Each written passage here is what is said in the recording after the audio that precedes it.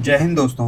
भारत एक ऐसा देश है जहां गाय को माता माना जाता है। गाय का धार्मिक रूप से भी एक बड़ा महत्व है। गाय को सिर्फ माता ही नहीं माना जाता बल्कि पूजा भी जाता है। और इसीलिए गाय को काटना तो क्या, अगर गाय के बारे में कोई थोड़े अपशब्द भी बोल दे I'm a big beef guy. उस इंसान को बहुत भारी पड़ेगा। लेकिन दोस्तों 2023 में 1.42 million metric tonne beef India से अदर कंट्रीज में एक्सपोर्ट किया गया था। हाँ, बीफ मतलब गाय का मांस, but also India does not export beef. The cow or the calf of the cow or the ox or the bull of a cow. The bull, calf or the cow we do not export. The buffaloes are permitted. We can export buffaloes.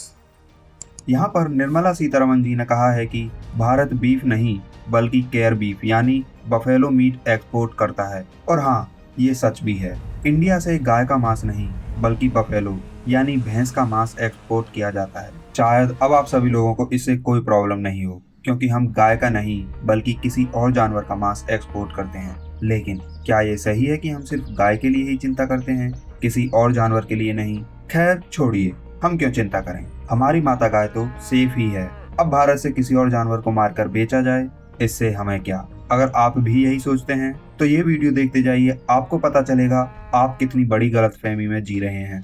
Bharat में ancient time से ही गाय को symbol of wealth माना जाता रहा है। गाय को पूजा भी जाता है, इवन गाय को माँ का दर्जा भी दिया जाता है। दरअसल हिंदू धर्म में गाय का एक बड़ा महत्व है। गाय को भगवान श्री कृष्ण से जोड़कर देखा जाता है और गाय को सभी देवी देवताओं का स्वरूप माना जाता है। साथ ही बैल को भगवान शिव के वाहन के रूप में देखा जाता है। और प्राचीन भारत में गाय का दूध एक महत्वपूर्ण आहार था। गाय के गोबर को फ्यूल की तरह इस्तेमाल किया जाता था। इवन आज के टाइम पर भी रूरल एरियाज में काव डंग को फ्यूल की तरह यूज किया जाता है। काव डंग को फर्टिलाइजर की तरह भी यूज किया जा सकता है। साथ ही बैलों को खेतों में कल्टीवेशन एंड ट्रांसपोर्टेशन के लिए यूज किया जाता था।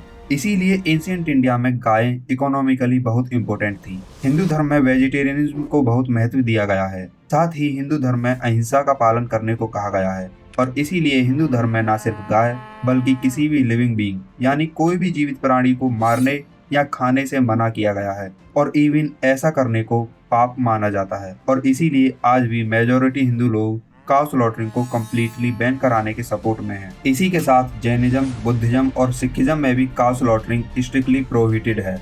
लेकिन इस्लाम में काउ स्लॉटरिंग बहुत ही नॉर्मल है। इवन इस्लाम में पॉर्क यानी सुअर के मांस के अलावा सभी तरह के मीट को अलाउ किया जाता है। और क्रिश्चियनिटी में भी किसी तरह का मीट प्रोहिबिटेड नहीं है, यानी क्रिश्चियनिटी में सभी तरह का मीट अलाउड है। इन दोनों रिलीजन्स में ही काउ स्लॉटरिंग अलाउड है। लेकिन आपने देखा होगा कि इंडिया में मोस्टली गाय को लेकर विवाद हिंदू और मुस्लिम पक्ष में ही होता है। इसका एक बड़ा कारण है, ये दोनों इंडिया के टू मेजर रिलीजन्स हैं। और क्योंकि इंडिया एक हिंदू मेजोरिटी कंट्री है, इसीलिए हिंदू चाहते हैं कि काउ स्लॉटरिंग नहीं होनी चाहिए, लेकिन मुस्लिम ये नहीं चाहते। और इसी कारण प्रेजेंट टाइम में काउ स्लॉटरिंग हिंदू और मुस्लिमों में वायलेंस का एक मेजर इशू है। वैसे तो इंडिया में काउ स्लॉटरिंग और बीफ एक्सपोर्ट बैंड है और काउ स्लॉटरिंग इंडिया के मोस्ट पार्ट्स में क्राइम ही माना जाता है, जिसके लिए सजा भी दी जाती है। लेकिन फिर भी भारत में काउ स्लॉटरिंग होती है। लेकिन जब इंडिया में काउ स्लॉटरिंग एक क्राइम है तो ऐसा कैसे होता है? ये थोड़ा कॉम्प्लिकेटेड है, तो इसे हम आगे समझेंगे। उससे पहले समझते हैं भारत में काउ स्लॉटरिंग कैसे स्टार्ट हुई। क्योंकि एंशियंट इंडिया में काउ स्लॉटरिंग प्रोहिबिटेड थी और गाय को मारना इंसान को मारने जैसे अपराध के बराबर था। दरअसल दोस्तों, भारत में काउ स्लॉटरिंग की शुरुआत मुगल एम्पायर के टाइम पर हुई थी। लेकिन इसमें भी कुछ आर्टिकल्स के अकॉर्डिंग मुगल एम्परर बाबर के राज में काउ स्लॉटरिंग प्रोहिबिटेड थी। तब गाय को मारना क्राइम माना जाता था। इवन बाबर के बाद भी हुमायूं, अकबर, जहांगीर और शाहजहां के टाइम तक भी काउ स्लॉटरिंग प्रोहिबिटेड थी और एक क्राइम माना जाता था। लेकिन जब ईयर 1645 में शाहजहां ने औरंगजेब को गुजरात का गवर्नर बनाया, तभी से ही औरंगजेब ने हिंदुओं के खिलाफ कठोर होना शुरू कर दिया। और इसके बाद औरंगजेब अपने भाइयों और अपने पिता शाहजहां के ही खिलाफ हो गया। और अपने भाई दारा शिकोह को हराने के बाद औरंगजेब ने अपने पिता शाहजहां को आगरा फोर्ट में कैद कर दिया, जिसके बाद औरंगजेब ने मंदिरों में भी गायों को मारना शुरू कर दिया। और इस तरह पहली बार भारत में जिस गाय को माता माना जाता था उसे मारा जाने लगा। मुगल एम्पायर के बाद ब्रिटिश इरा में भी काउ स्लॉटरिंग होती थी। इवन आजादी के बाद भी काउ स्लॉटरिंग भारत में कभी नहीं रुकी और ये भारत का एक कंट्रोवर्शियल इशू बन गया। इसके लिए हिस्ट्री में कई बार आंदोलन और वायलेंस भी हुआ। जैसे 1714 के होली राइट्स में जब हिंदुओं ने होली के त्योहार पर होलिका जलाई, तब मुस्लिमों ने इसका विरोध करते हुए एक गाय को खुलेआम काट दिया, जिससे हिंदू भड़क गए और वायलेंस स्टार्ट हो गया, जिसमें कई हिंदू मुस्लिम लोगों की जान गई।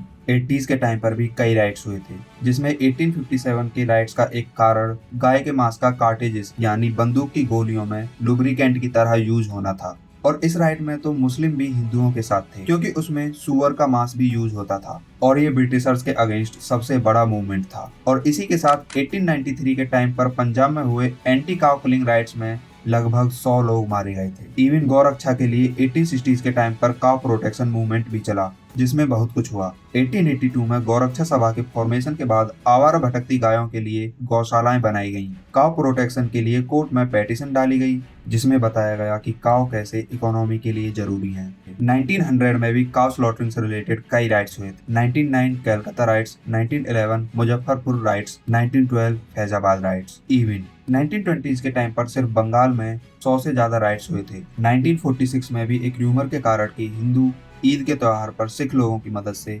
मुसलमानों को काउ स्लॉटरिंग करने से रोकना चाहते हैं, जिससे मुसलमानों ने भड़क कर बहुत से हिंदुओं के घरों में जबरदस्ती घुसकर हथियारों की तलाशी करने लगे और ये एक वायलेंस में बदल गया, जिसमें काफी लोगों को बिना वजह मारा और लूटा गया। 1947 के बाद भारत के आजाद होने के बाद भी कई बार काउ स्लॉटरिंग के मुद्दे पर कई राइट्स एंड वायलेंस हुआ। 1948 से 1951 के बीच कई शहरों में बहुत से दंगे हुए और 1966 में 100 पार्लियामेंट मेंबर्स ने नेशन वाइड काउ स्लॉटरिंग के अगेंस्ट एक पेटिशन भी साइन किया, लेकिन तब प्रधानमंत्री इंदिरा गांधी ने काउ स्लॉटरिंग को बैन नहीं किया। इसके बाद अलग अलग टाइम पर कई बार काउ स्लॉटरिंग के लिए वायलेंस देखने को मिला। अब आप इस हिस्ट्री से ये तो जान ही गए होंगे कि काउ स्लॉटरिंग यानी गौ हत्या भारत में एक बहुत बड़ा मैटर है, गाय की रिलीजियस इंपोर्टेंस के कारण। वैसे शुरुआत के टाइम में काउ प्रोटेक्शन मूवमेंट मुस्लिमों के खिलाफ नहीं, बल्कि सिर्फ गाय को बचाने के लिए शुरू हुआ था, लेकिन आज के टाइम पर यह हिंदू और मुस्लिमों के बीच कम्युनल टेंशन का एक कारण है।